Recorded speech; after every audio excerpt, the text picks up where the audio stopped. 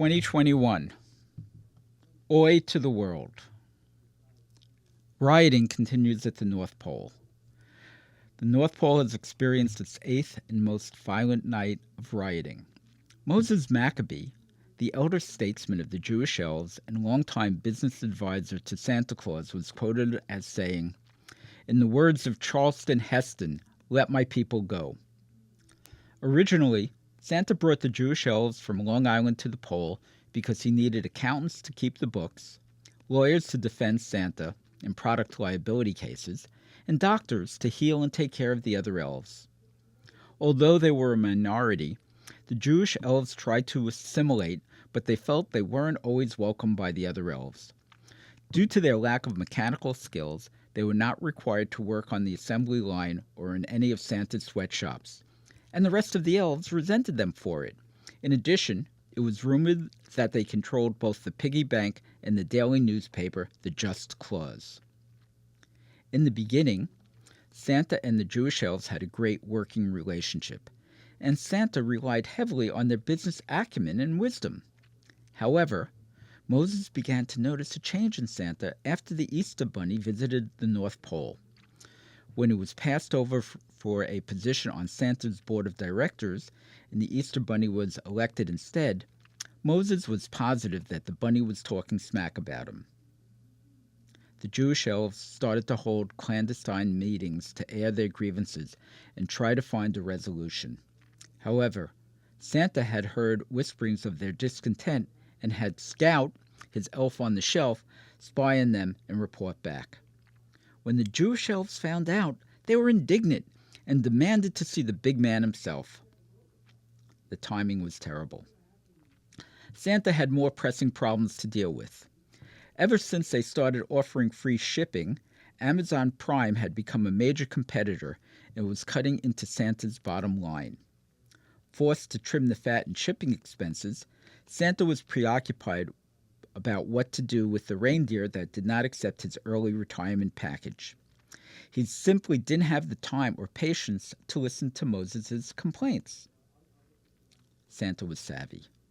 He agreed to meet with Moses, but citing his busy schedule, said he was only available from Friday night after sundown to before sundown on Saturday. Moses felt that he could negotiate with the Claus. He explained to the other Jewish elves, "Didn't Santa take my advice when I showed him how much money he could save by buying supplies wholesale instead of retail? Even Santa himself mentioned how smart I was when I told him we should shop the day after Christmas when everything is 50% off." While the majority of the Jewish elves nodded in agreement, one of them said, "But then you told Santa how much more business he could do by making Hanukkah last for 8 days. How did that turn out, huh? Socks and underwear for 7 days and then a big present on the 8th day? You ended up looking like a putz." With a shrug, Moses said, "Who knew?" And the rest of the Jewish elves nodded in agreement. A list of grievances was compiled, and Moses finally got a meeting scheduled during the week. He first complained about the lack of shelf space allocated for Hanukkah in Hallmark stores, but Santa said, "Moses, be reasonable. I have warehouses overflowing with garland, wreaths, snowmen, tinsel, white lights, colored lights, icicle lights, projector lights, incandescent lights, novelty lights, inflatable characters, angels, trees, Santas in every pose and costumes imaginable, mangers, wise men, nativity scenes, little plastic lambs, ornaments up the wazoo, and countless other tchotchkes. Sorry, I meant crap. All with high markups. And you want more space for what? A couple of dreidels and some fancy candlestick holders? Borrowing one of your own expressions, what are you, Meshuggah?" Moses corrected him and told him it was called a menorah. "Yes, Moses, I know it's called a menorah, but if you remember, I retooled the factory at great expense and took 2 candles off the menorah and started a Kwanzaa line at your recommendation. How well did that idea work out?"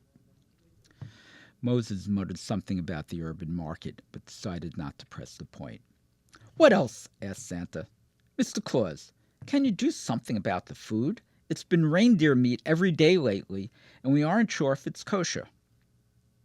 Santa sat in quiet contemplation before speaking. "Moses, if it will make you happy, I'll talk to the chef and we'll make some changes to the menu. After years of trying, Moses knew that Santa would never give them any of the Jewish holidays off, so he decided to try another tactic. Also, instead of getting Christmas Day off, can we switch our one day off a year to a different day? Santa was puzzled and asked why. On our yearly day off, we'd like to take our families out for a nice dinner, but Chinese restaurants are the only ones open on Christmas Day. After a few decades, it gets boring. Santa said he would look into it, but as he was having quite enough of these stubborn, headstrong people, he said, "It's my busy season, Moses. Time to wrap this up." Realizing Santa was losing his cool, Moses said, "One last thing, Mr. Claus. Every radio station plays Christmas carols. Every day, 24 hours a day, nonstop. It's maddening. How about some classic rock, easy listening, or maybe some yacht rock? You know, some Loggins and Messina would be nice." Santa was pissed. "This is the North Pole. We only play holiday music at the North Pole. If that is what you want, Moses, I'll give you your own radio station, WJEW, but it will only play Adam Sandler's Hanukkah song." Both Moses and Santa shuddered at that thought. Moses decided to play his last card. "Santa, you owe me. Do you remember how I saved your tuchus when the factory in China totally screwed up your order and we ended up with a warehouse full of those fakakta sweaters?